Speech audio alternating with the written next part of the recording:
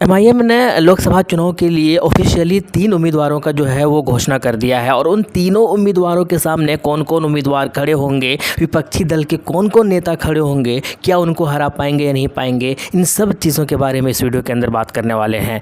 जैसे कि आप सबको पता है कि असदुद्दीन ओवैसी ने ऑफिशियली जो है 3 उम्मीदवारों का जो है वो घोषणा कर दिया है कल। सबसे पहले हैदराबाद लोकसभा चुनाव से असदुद्दीन ओवैसी ने कहा है कि उनकी पार्टी एमआईएम पार्टी जो है असदुद्दीन ओवैसी को ही टिकट देने जा रही है। इसके साथ बिहार के किशनगंज से जो है अख्तरुल ईमान को टिकट देने जा रही है, टिकट दे दिया गया है और साथ के साथ औरंगाबाद महाराष्ट्र से इम्तियाज़ जलील को जो है वो टिकट दिया जाएगा, वो उम्मीदवार जो है उनको बनाया गया। तो ऑफिशियली 3 उम्मीदवार को इस बार लोकसभा चुनाव के लिए जो है वो ऐलान कर दिया है। बाकी इसके अलावा और भी बहुत सारी चीज़ों का ऐलान हुआ है, लेकिन कुल मिलाकर हम देखेंगे कि इन तीनों ही उम्मीदवार, ये जो ऐसे उम्मीदवार है जो तीनों के तीनों सीट आसानी से जीत सकती है और इनके सामने कौन कौन उम्मीदवार खड़े होंगे और पिछली बार क्या हुआ था, इन सारी चीज़ों को हम लोग एक एक करके देखने वाले हैं। तो सबसे पहले चलिए हम बात करते हैं बिहार की। सबसे पहले बिहार के बारे में बातें करेंगे। बिहार की अगर बात की जाए तो 2019 के अंदर बिहार के अंदर भी यानी किशनगंज के अंदर जो है एमआईएम ने अपना उम्मीदवार उतारा था लोकसभा चुनाव के अंदर। सिर्फ एक सीट पर चुनाव लड़ा था और वो टिकट दिया गया था अख्तरुल ईमान को। और हुआ ये था कि जो जीत हुई थी इस लोकसभा सीट से वो कांग्रेस की पार्टी की डॉक्टर मोहम्मद जावेद की हुई थी। 3,67,017 वोट लेकर आए थे। दूसरे नंबर पर जदयू रहे थे सैयद महमूद अशरफ जी और 3,32,551 वोट लेकर आए थे। और तीसरे नंबर पर एएमएम के अख्तरुल ईमान रहे थे जो 2,95,029 वोट लेकर आए थे। अब मज़े की बात यह है कि तीनों के वोट जो है बहुत ज़्यादा थे और बहुत कम परसेंटेज जो है विन परसेंटेज या मार्जिन परसेंटेज की अगर बात की जाए तो बहुत कम की वजह से जो है हार मिली थी एमआईएम पार्टी के इस उम्मीदवार को। अब ये तो था 2019 की, लेकिन फ़िलहाल की अगर बात की जाए यानी कि 2024 की अगर बात की जाए तो एमआईएम पार्टी ने जो है अपना उम्मीदवार का घोषणा कर दिया है और विकिपीडिया पर भी अख्तरुल ईमान साहब का नाम जो है शो हो रहा है। लेकिन इसके अलावा अभी तक जदयू ने जो है अपना उम्मीदवार को जो है घोषणा वो किया नहीं है। साथ के साथ कांग्रेस ने भी अपना उम्मीदवार का घोषणा किया नहीं है। तो अभी तक हमें ये नहीं पता है कि ऑफिशियली अख्तरुल ईमान के सामने कौन कौन जो नेता है, जो उम्मीदवार है वो खड़े होंगे और अख्तरुल ईमान को कितना ज़्यादा टफ टाइम देंगे, ये अभी तक ऑफिशियली पता नहीं है। लेकिन अगर पिछले बार के हिसाब से अगर बात की जाए तो क्या मोहम्मद जावेद और सैयद महमूद अशरफ यही लोग सामने खड़े होंगे, ये तो खैर बात की बात है। लेकिन कुल मिलाकर ये सीट जो है एमआईएम के हिस्से में जा रही है, ऐसा माना जा रहा है, ऐसा लग रहा है और सर्वे से भी पता चल रहा है कि अख्तरुल ईमान ये सीट निकाल रहे हैं। और इसीलिए असदुद्दीन ओवैसी भी काफ़ी ज़्यादा कॉन्फिडेंस नज़र आ रहे हैं कि किशनगंज लोकसभा की सीट जो है एएमएम के हिस्से में जा रही है इस बार, क्योंकि पिछले बार बहुत ही कम वोटों से जो है हार मिली थी और उम्मीद यही है कि इस बार जो है उसको भुनाएंगे भी। खैर इसके अलावा अगर हम बात की जाए, और हाँ मज़े की बात यह है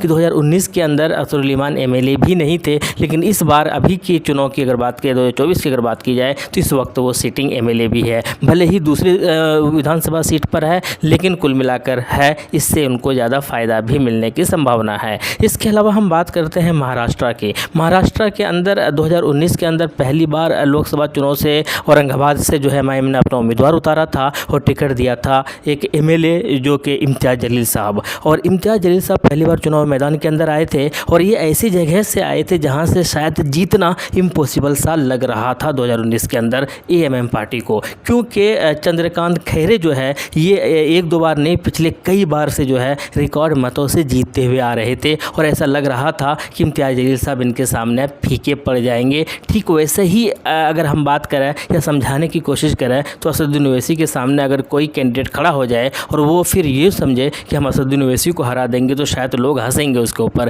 क्योंकि इतना ज़्यादा वोटों से वो जीतते हुए आ रहे हैं। ठीक वैसा ही कुछ सिचुएशन बना था इम्तियाज़ जलील साहब के सामने, क्योंकि जो उम्मीदवार थे उनके सामने चंद्रकांत खैरे वो बहुत ही दिग्गज नेता थे। उसके अलावा अगर बात की जाए तो इम्तियाज़ जलील साहब ने 3,89,042 वोट लाकर जो है जीत हासिल की और ये मुकाबला बहुत टक्कर का रहा था। बहुत कम विन मार्जिन जो है इनके हिस्से में रहे थे, 0.28% मार्जिन विन मार्जिन के साथ इनकी जीत हुई थी। चंद्रकांत खैरे 3,84,550 वोट लेकर आए थे और इसके बाद जो है बाकी उम्मीदवार कांग्रेस वगैरह के भी उम्मीदवार थे। लेकिन इस बार की अगर बात की जाए महाराष्ट्र के अंदर यानी औरंगाबाद के अंदर, तो औरंगाबाद का क्या हाल है। तो औरंगाबाद की अगर घोषणा की जाए दोस्तों, तो औरंगाबाद के अंदर अभी तक सिर्फ़ और सिर्फ यानी कि लोकसभा चुनाव का जो उम्मीदवार है सिर्फ़ और सिर्फ सैयद इम्तियाज़ जलील साहब का नाम शो हो रहा है विकिपीडिया पर अगर देखा जाए। यानी इससे साफ पता चलता है कि शिवसेना ने या बाकी दूसरी पार्टी ने अभी तक उम्मीदवार का घोषणा नहीं किया है।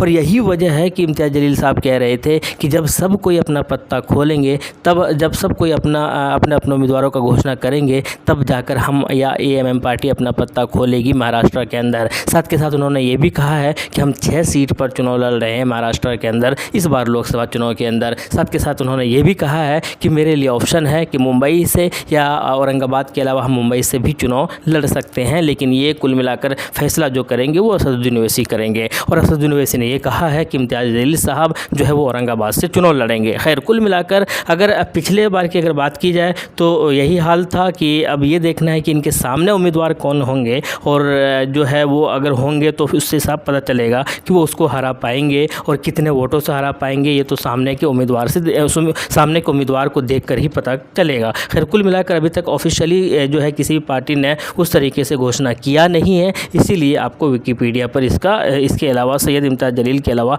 किसी और को नज़र आएगा नहीं। लेकिन हम बात करेंगे कि इम्तियाज़ जलील साहब इस बार जो है वो जीत सकते हैं। शायद पिछले बार बहुत आसानी से तो नहीं जीत हासिल हुई थी, लेकिन इस बार पिछले बार से ज़्यादा आसानी से इस बार चुनाव में जीत हासिल कर सकते हैं। इसके अलावा तीसरे जो उम्मीदवार का घोषणा किया है एमआईएम ने वो है असदुद्दीन ओवैसी। असदुद्दीन ओवैसी की अगर बात की जाए तो इनका जो हिस्ट्री है वो तो खैर कोई भी तारुफ का मोहताज नहीं है, क्योंकि ये पिछले कई बार से जो है वो चुनाव जीतते हुए आ रहे हैं और इस बार रिकॉर्ड मतों से जो है पाँचवीं बार जो है चुनाव जीत कर संसद पहुंचने की कोशिश में कि जो है पूरी कोशिश भी करेंगे। अगर हम बात करें वहाँ के उम्मीदवार के 2024 के अंदर असदुद्दीन ओवैसी के सामने कौन कौन उम्मीदवार होंगे, तो अभी तक बीजेपी ने जो है वो घोषणा कर दिया है और बीजेपी ने जो है माधवी लता को जो है टिकट दिया है, जो एक सोशल वर्कर है और वो दावा कर रही है कि हम असदुद्दीन ओवैसी को हरा देंगे, क्योंकि असदुद्दीन ओवैसी ने हैदराबाद लोकसभा के अंदर कुछ खास काम किया नहीं है। तो अब ये देखना होगा कि ये दावा कितना हद तक